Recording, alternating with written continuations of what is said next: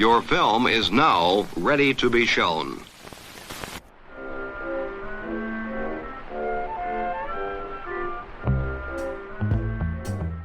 Good morning. I'm Justin Hendricks, editor of Tech Policy Press, a nonprofit media venture intended to provoke new ideas, debate, and discussion at the intersection of technology and democracy. One of the most significant concepts in Europe's Digital Services Act is that of systemic risk, which relates to the spread of illegal content or content that might have a foreseeable negative effect for the exercise of fundamental rights or on civic discourse, electoral processes, public security, and so forth.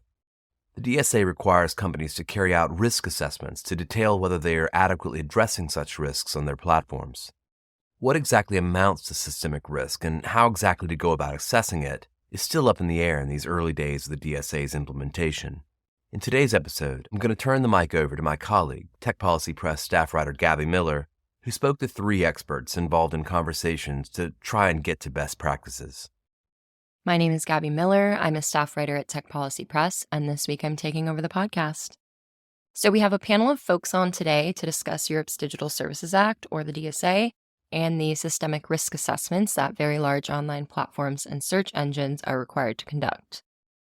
Hi, I'm David Sullivan, and I'm the executive director at the Digital Trust and Safety Partnership, where we work with companies providing a wide range of digital products and services on best practices for trust and safety. I'm Jason Pielemeier. I'm the executive director of the Global Network Initiative at GNI, which is a multi-stakeholder organization that brings together academics, civil society organizations, investors, and tech companies from around the world to work on issues related to freedom of expression and privacy in the tech sector. My name is Chantal Joris. I'm a senior legal officer with the International Freedom of Expression organization Article 19, where I focus mainly on platform regulation in the EU and beyond, and also on freedom of expression in armed conflicts.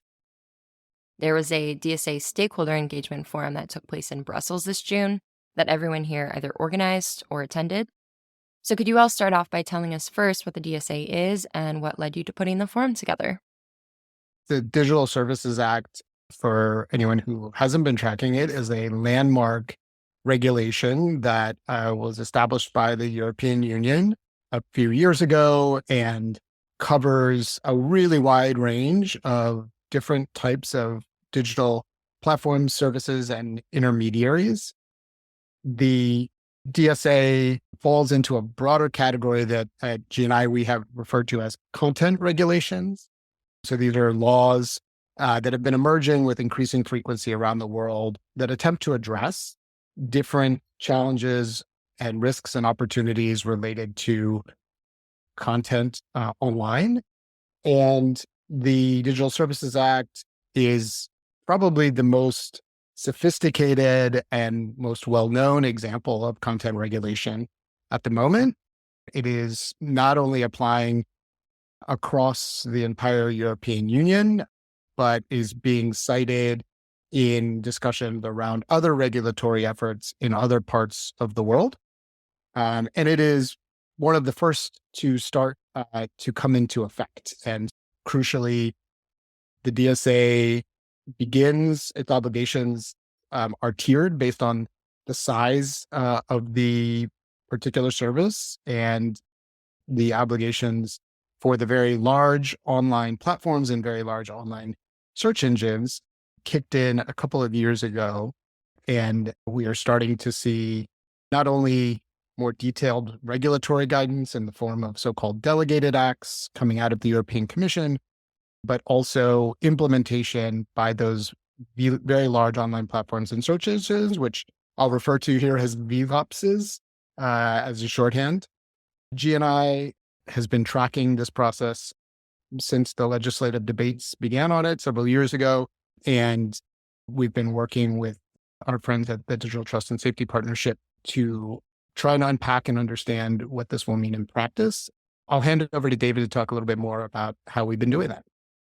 The very large online platforms and search engines, a large part, certainly not the only part of the sort of highest tier of requirements in the Digital Services Act, but a substantial part of it is a requirement for these services to conduct systemic risk assessments mitigate those risks and be audited for how they are implementing the act as a whole, including those risk assessments and mitigations.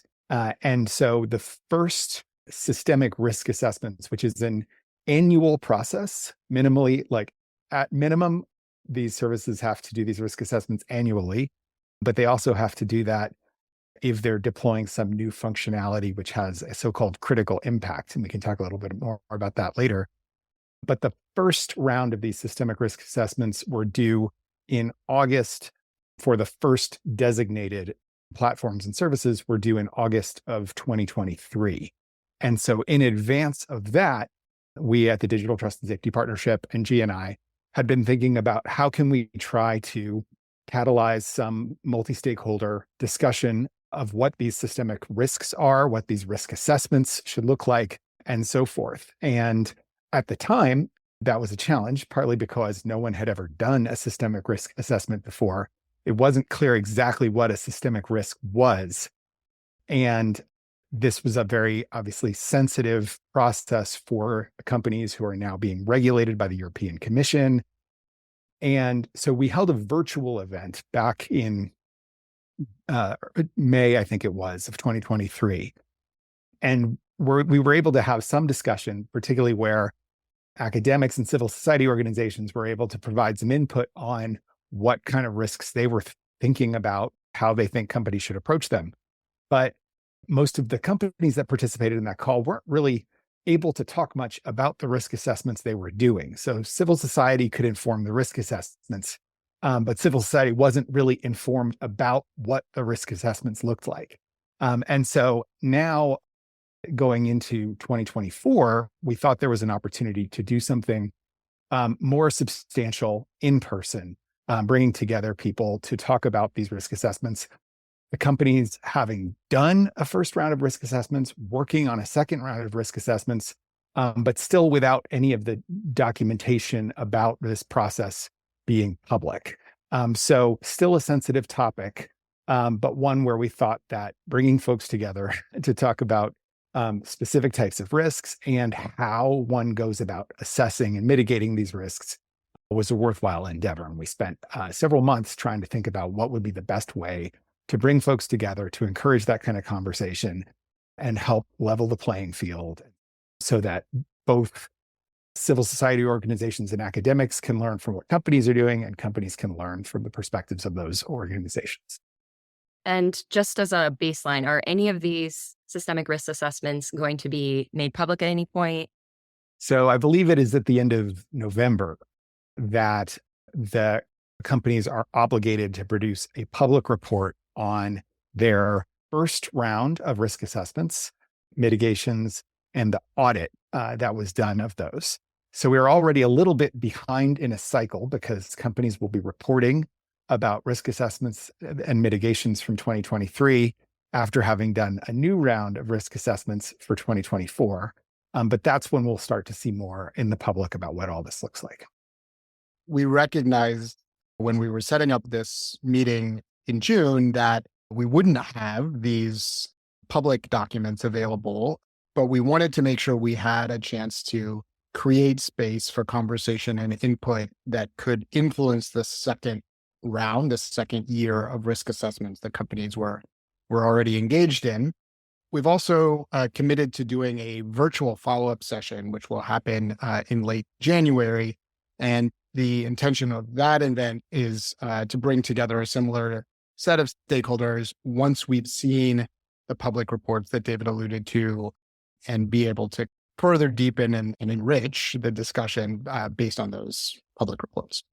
David, you already mentioned this, but with the systemic risk assessments, there's been some criticism around what does a systemic risk even look like? What does that mean? How do we define that?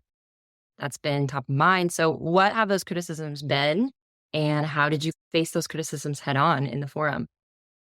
The primary criticism has been on the lack of transparency, I think, regarding what is happening within the companies as they conduct these risk assessments and what has been happening between the companies and the commission, which has already seen and been processing the first year risk assessments. So there's been really very little visibility into that dynamic. And that's something that at the Global Network Initiative, we're very concerned about, both because we want to make sure that the risk assessments that are being conducted are meaningful and build on the decades of good practice that has emerged under a variety of different frameworks, most of which kind of draw back to something called the UN Guiding Principles on Business and Human Rights, which is a framework that was endorsed unanimously by the UN Human Rights Council in 2011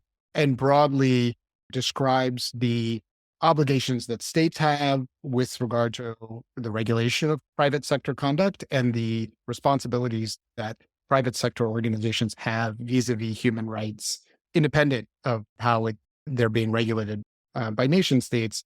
So GNI has a very specific framework for thinking about privacy and free expression. It's tailored to tech companies, but it's built on that UN Guiding Principles framework. The OECD has a framework for responsible decision-making and responsible business conduct. So all of these frameworks have led and have guided how both companies and civil society have understood and worked to improve responsible business conduct over the years. And the DSA is one of the first pieces of regulation that seeks to build on those efforts and ensure that they are carried out seriously and across industry. We want to make sure that the systemic risk assessments are being done in a way that is effective and meaningful.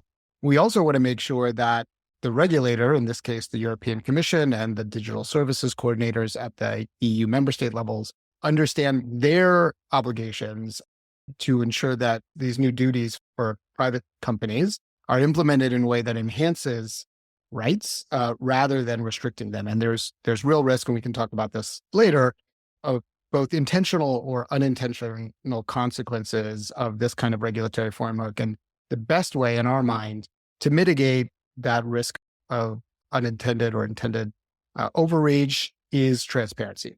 So this session that we organized was an attempt to bring together a cross-section of stakeholders to open up a bit more than has been possible to date about how this is all working in practice. And we really hope that it's just the beginning.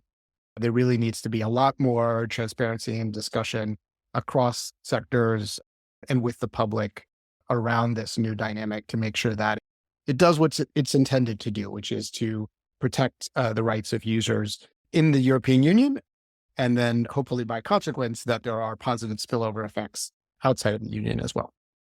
Who exactly was in the room? So we had about 80 individuals, I think, in the room over the course of 2 days in Brussels. And that was, I think, roughly 20 or so folks from VLOPSs that are members of the Digital Trust and Safety Partnership and the Global Network Initiative, and then about 60-ish folks from civil society and academia from Europe, but also from around the world. The forum was held under the Chatham House rule. Individual comments weren't attributed, but we did have a list of participants that's in the report that we published by organization. So we don't name the names of the people who were in the room, but you can see what types of organizations were part of it. And that was leaning upon, I think, not only the multi-stakeholder membership of GNI, as well as the civil society organizations and academics who are part of GNI to help us try to find the right people who could be in Brussels on those days. There's obviously always blind spots in terms of trying to find everyone, and you don't have enough space for everyone you would want to be part of this kind of a conversation. But I think we were able to succeed in bringing in a lot of different types of expertise who maybe hadn't been in a room together before. David, you mentioned earlier that there are these information asymmetries because there is a lack of transparency between civil society and the companies that are performing these risk assessments. And so now you put them in a room for this forum. So what were the dynamics going into the room, and how did this all play out? We worked with our friends at DTSP, but also with friends in civil society, including Chantal, to build the agenda for this event and make sure that it was going to be seen as attractive and a sort of useful place for people to spend their time and energy. The reality is that confidence in tech companies and their efforts to protect digital rights is not super high around the world, and Europe is no exception to that. And there's good reasons for skepticism and doubt, but we nevertheless want to see how we can use this DSA risk assessment framework to not only improve corporate conduct, but to improve visibility for civil society into how companies think about these risks and the ways to mitigate them. So we did a lot of groundwork ahead of the event to make sure we were getting input from a real broad cross-section of stakeholders and that we were getting the right people in the room from the companies, but also from civil society. And that for us meant not just bringing in, obviously, people who have expertise in the risks that exist in Europe, but also thinking about a global set of civil society actors who are witnessing the kind of spillover effects, the Brussels effects, as they're sometimes called, of this landmark regulation. We spent a lot of time trying to build some trust and credibility up front and design an agenda that made sense in terms of how we went through unpacking the relevant articles in the DSA, articles 34 and 35. And that bore fruit in the sense that we were able to get a really good group of people into the room. The conversations that we had were, I think, really constructive. It wasn't without criticism, but I think the overall tenor was one of desire to learn from each other and to hopefully influence the way that this all works in a kind of more rights respecting direction.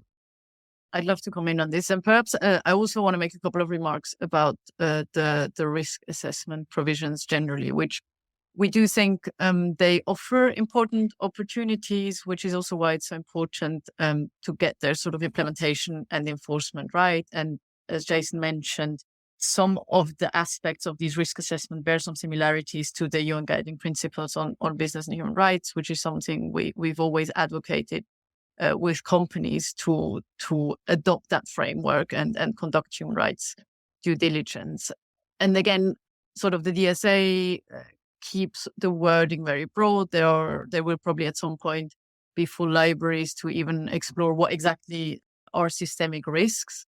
And there is an opportunity in that it can be so flexible enough to be adjusted for different risks, different human rights impacts or fundamental rights impacts, and different products and services. But there is also a certain risk that it leaves too much discretion to the companies and also to the European Commission as to how they interpret these provisions, which is also where the civil society engagement and us being able to have a seat at the table is so important. And I think also when just looking at the legislative text and how regulators or companies might interpret it, I think one of the risks is that it is looked at as some sort of content regulation. One of the good things of the DSA, which we said, is that it doesn't look at regulating user speech, but at how platforms operate and their own systems and processes, right?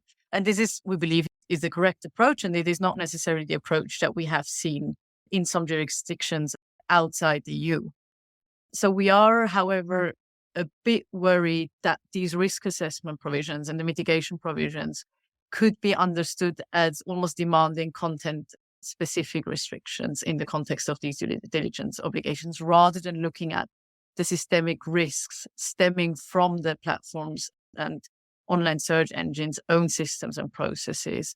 And we have, former commissioner wrote letters to companies, for example, following the 7 October attacks, and also more recently in August, following UK riots, Elon Musk's interview with Trump, where we felt that he is going specifically in this direction of looking at you need to do more to curb problematic content, rather than saying you need to check your own systems and processes. So just this, again, to say, seeing how these provisions will be implemented in practice is almost representative of seeing, is the DSA going to be a success? And is it going to be actually something that promotes and furthers fundamental rights online? Or is it going to be interpreted in a manner that can make it similarly dangerous and restrictive as other content regulations we have seen? Now, more specifically to the question of stakeholder engagement and this forum. I think both David and Jason have alluded to what is really the key issue, which is transparency. It is very difficult for us to assess what is the quality of these risk assessments. Are they appropriate? If it's virtually impossible if we do not have access to these risk assessments, right? And granted, the DSA does not impose any obligations right now to make these public, but we did not receive almost any indication of how companies went about with these risk assessments. So what the risks were that they looked at specifically stemming from their products and services, what sort of content they looked at, and what sort of mitigation measures they have envisaged. And on that basis, it is very, very difficult to provide any sort of meaningful input and to scrutinize in any meaningful way. So that is something that we believe has been lacking. And for the one in June, there were certainly some interesting conversations. At the same time, of course, it's nice to bring so many participants together. But at the same time, if I sit in the same room as 20 companies, which offer completely different services, completely different products, how could I be able to input in any meaningful way in any of their risk assessments, or if they do not present individually how they consider these issues? And they should provide the information first, right? I'm only able to input, and I think David said this earlier, like that stakeholders were giving information rather than being informed. It is, however, the company's responsibilities first to do their homework, and then we come in and then we can comment. And this, unfortunately, has not been the case so far. The June forum, certainly a well-intentioned attempt, but it has not given me any clear indication of how these risk assessment looks like. The report notes that during these first rounds of systemic risk assessments, which we still haven't seen, but during that first round, there was some level of stakeholder engagement. Some from civil society criticized that they didn't receive any feedback. They had no idea how their engagement or the sessions or conversations that they had with these companies, how that was being considered into the risk assessments that were given to the commission. And then that lack of feedback or willing to engage after the fact then kind of acted as, or could act as, a discouraging factor from future participation, on top of the fact that there's already like a low trust in terms of engagement. A lot of civil society don't necessarily trust that the companies are going to take what they're saying seriously. So in terms of like where we're at now and looking to the future, maybe again, this would be good for you, Chantal, to address. Are you hopeful for the future about anything changing after this forum? Let me first add the caveat that I don't believe Article 19 participated in the first round of consultation. So I was only there in the one now in June. I do want to say though, I mean, many of the issues around stakeholder consultations, they are not new. We've, as civil society actors, have for a long time engaged with some companies more than with others. And there has always been a problem of a feeling that it has been quite an extractive relationship, right? That we get asked for our input, but then we don't know, there's not really any follow-up. We don't know how our input is actually being considered. Does it make any difference? In short, is it worth our while? Is it worth the resources that we invest? And this might also depend on, Article 19 is a globally active organization. So some of our regions and teams might have a more direct and clear interest to engage with these companies in areas also or regions outside the EU in more authoritarian contexts, for example. I can also say from Article 19's perspective, we have not been specifically approached by any of the companies when it comes to the DSA risk assessments. This might be different. I cannot speak on behalf of other partners, but I can say that there was one sort of conversation about expectations which then went to a completely different topic. But there's also not been much specific outreach from the companies to us about these DSA risk assessments. The challenges are not exactly new.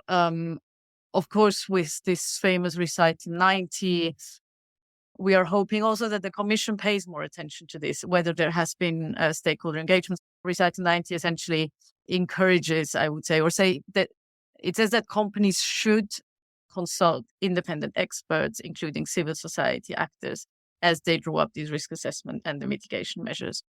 For us, this is obviously a promising basis to advocate for that to go better. But again, it's all about how meaningful such engagement should be. I also want to mention very briefly that on the transparency front, which is one, I consider one of the main gains of the DSA, there's also the access to data access for researchers, where there has been, I think, an article actually on Tech Policy Press, which described it as one step forward, 3 steps back, because also the companies have the conditions they impose on researchers that have already been vetted are too burdensome. There has not been proper access given. So we need really companies to step up their efforts and really honor these obligations, which will be crucial. And also the Commission to pay attention to this, which will be crucial to see whether the DSA can be a success. David and Jason, you guys were also in the room.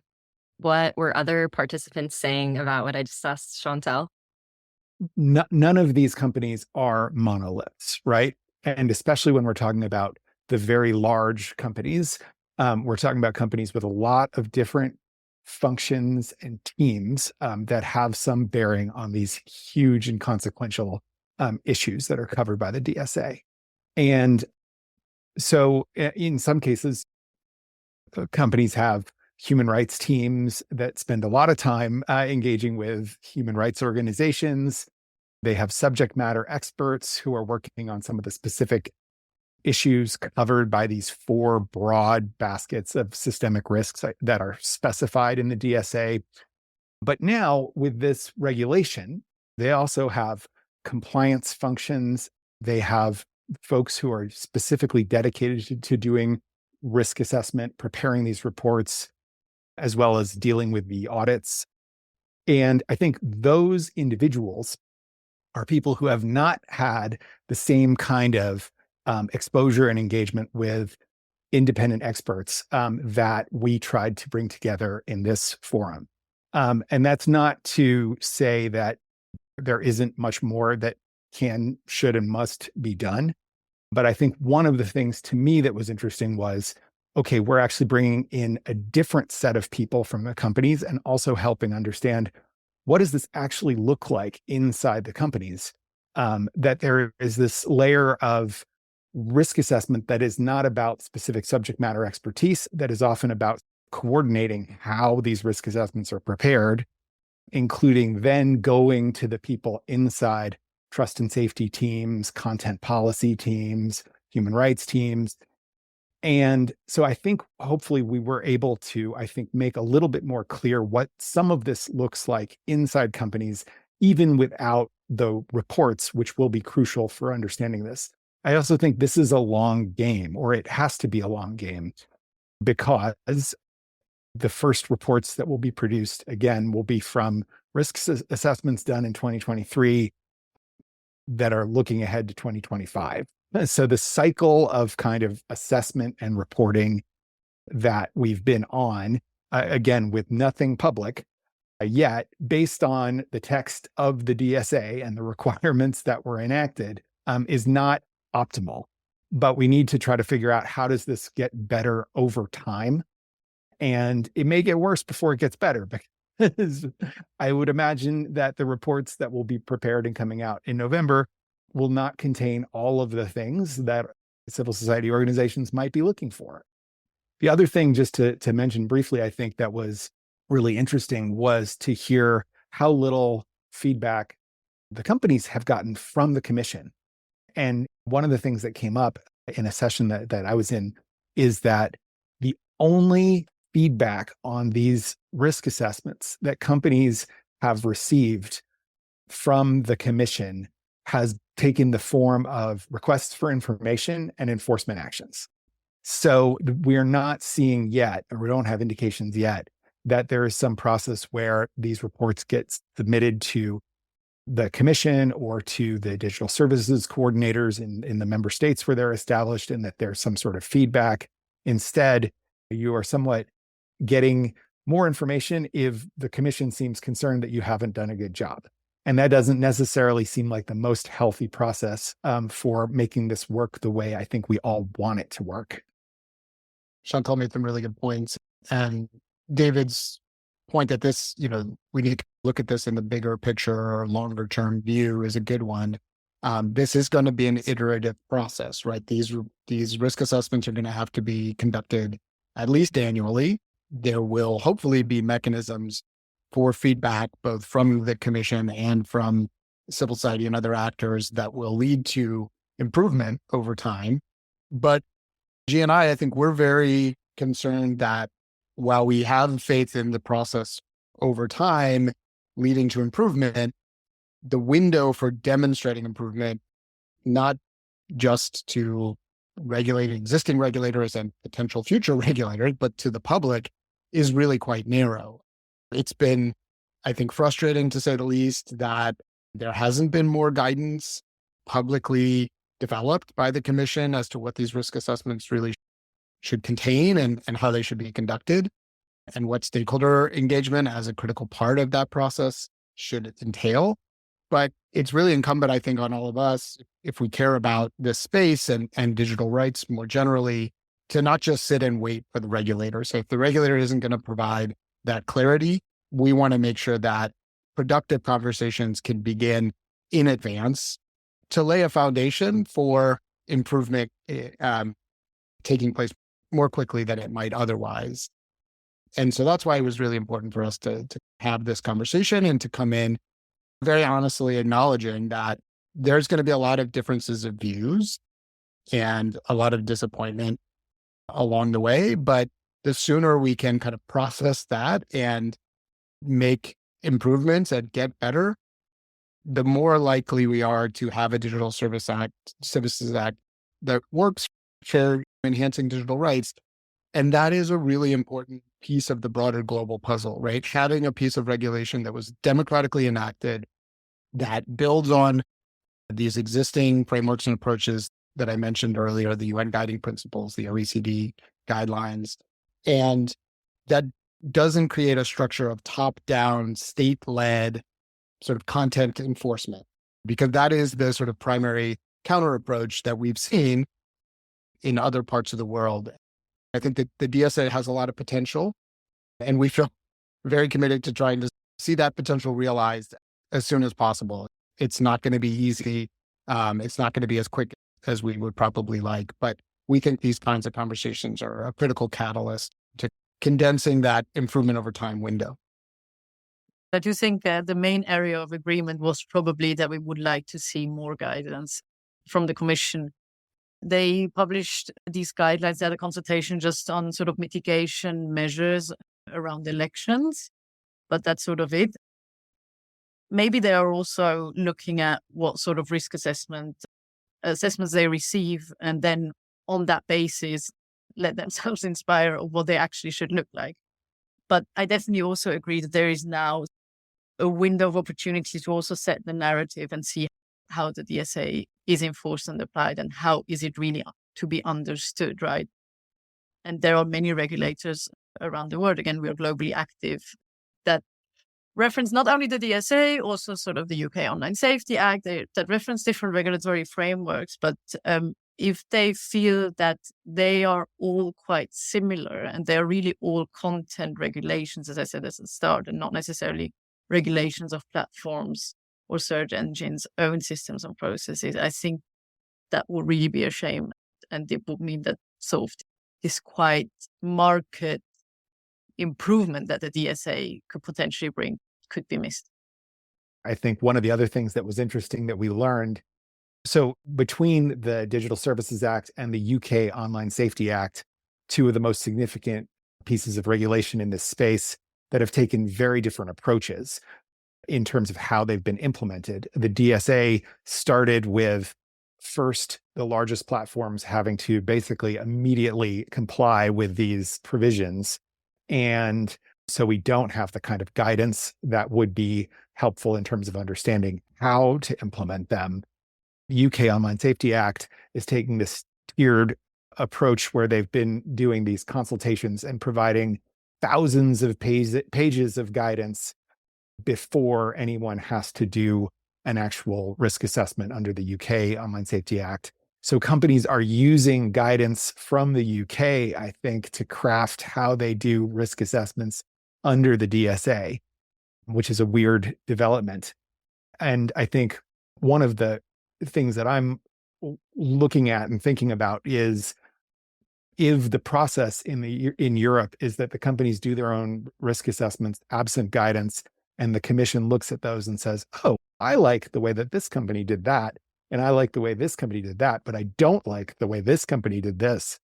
There's a danger that the way that these risk assessments will wind up being, the direction they will go is towards putting the most amount of resources at them, which might benefit the largest companies and put companies that are still large but may not have the same level of resources as the very, very largest companies having to do the same things that those companies are doing.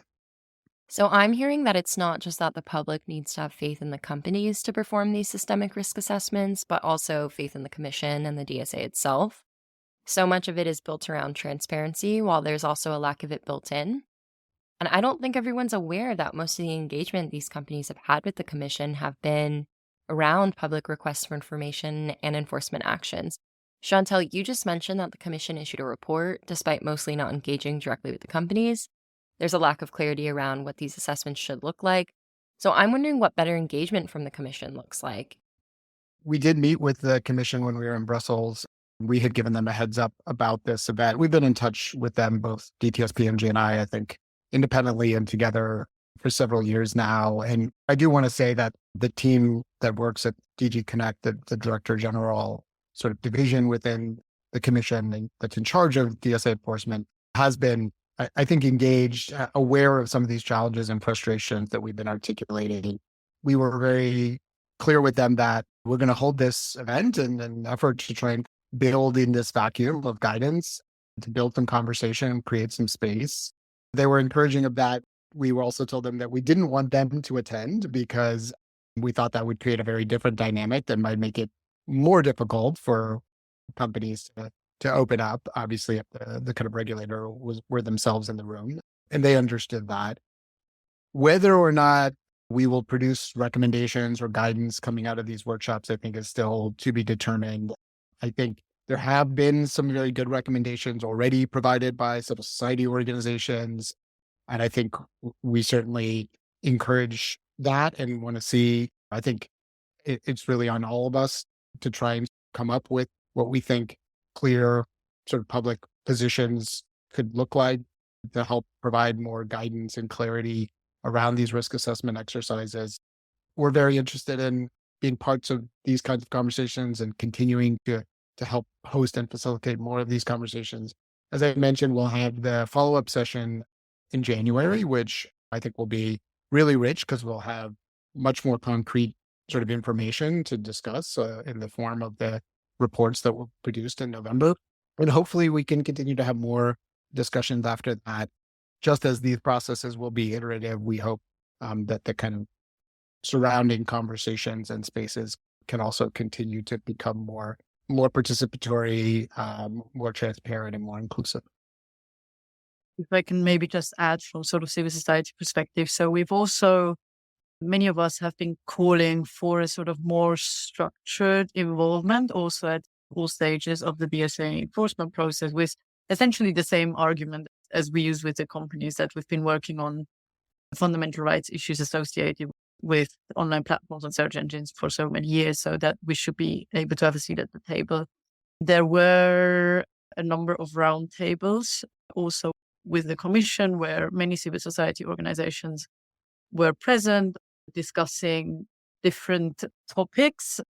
I would say, generally speaking, certainly there's room for improvement, but again, we have to figure out how we can make this as inclusive as possible. I do also want to mention the importance, both when it comes to platforms or the Commission, to include non-EU based voices, also to give access to researchers that are based outside the EU. I would say at the forum, there were quite a lot of US voices, interestingly present, although the US does not seem to be necessarily at the forefront of the jurisdictions that are super keen to to adopt a tight content regulation.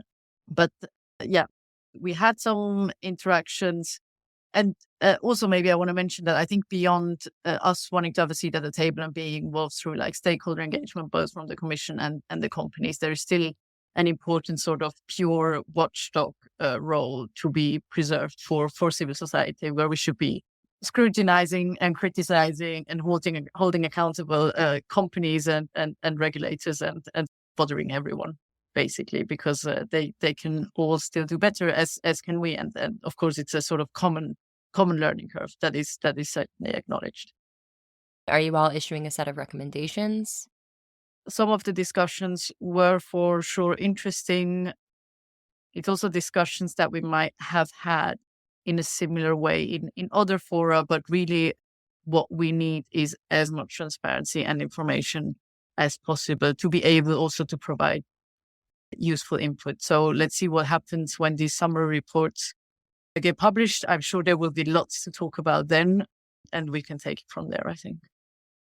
To me, I think that these kind of conversations, one, are hopefully setting the stage for the much more robust and substantial kind of stakeholder engagement, both that is mentioned in the article in recital 90 of the DSA, and I think is what civil society organizations and others want out of this process.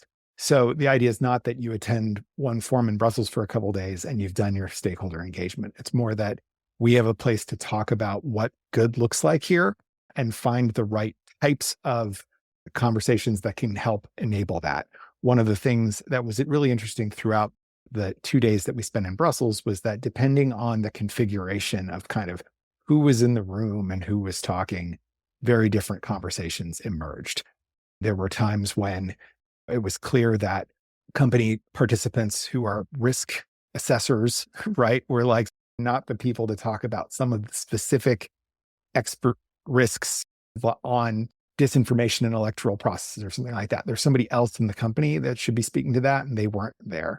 But there were other opportunities where you had just enough people from outside and inside companies that people from outside companies could ask questions and get answers that they maybe hadn't heard before about, okay, this is how this actually really would work inside the company. That's the beginning, but that's just the start. And that we now need to translate that into ongoing and robust processes that are going to hopefully make all of the work that goes into this very rigorous cycle of risk assessment, mitigation, audit, and reporting something that actually has clear benefits for the rights of users of these services around the world and is not just an enormous use of time and money from everyone involved. Coming back to where I started, we knew this was not going to be an easy conversation to organize and to have. But at the end of the event, we did put out a survey to all of the participants and got generally quite positive feedback. We also offered all of the non-company representatives or organizations that participated an opportunity to not be listed as organizationally as participants if they didn't feel like the summary or the event itself was worth putting their name on. Not that indicates any endorsement. It's just to give a sense to the broader public of who was in the room.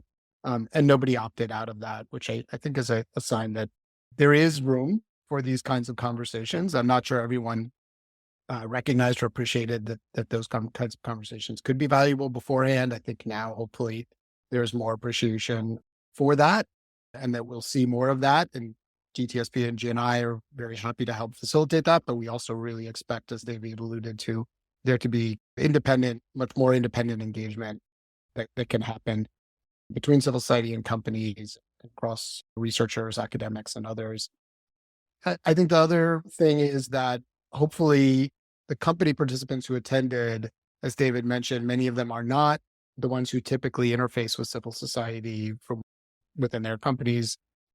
And I think they came away much more impressed and with a deeper understanding of the role that civil society can play, both in identifying risks and surfacing important challenges that they need to take into account, but also in helping them think through how to mitigate those risks. Not just reading their reports, but actually engaging with them on how you grapple with these really thorny challenges that sometimes put free expression of different users in contrast or in tension with one another, or that have mitigations that can have positive impacts on particular communities while otherwise impacting privacy rights of other communities. Those are the kinds of thorny challenges that companies are grappling with, and civil society has this incredible repository of expertise and experience that they can tap into, and we certainly hope that they will be doing that more and more. I'm optimistic that over time, that sort of value proposition become more and more clear. Thank you all for this wonderful conversation. Thank you. Thank you very much.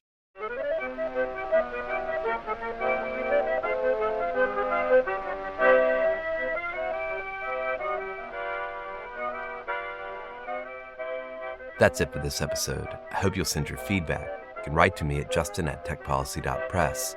Thanks to my guests, thanks to my co-founder, Brian Jones, and thank you for listening.